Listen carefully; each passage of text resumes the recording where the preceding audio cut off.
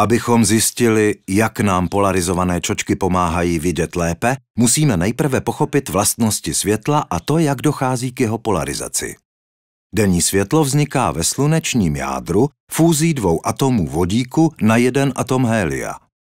Při této fúzi se uvolňuje energie, která putuje k Zemi ve stejnoměrných světelných vlnách. Vlny nepolarizovaného světla oscilují v trojrozměrném prostoru všemi směry. Po dopadu na povrch nějakého předmětu se část světla odrazí a tato odražená část začne oscilovat v rovině povrchu, od něhož se odrazila.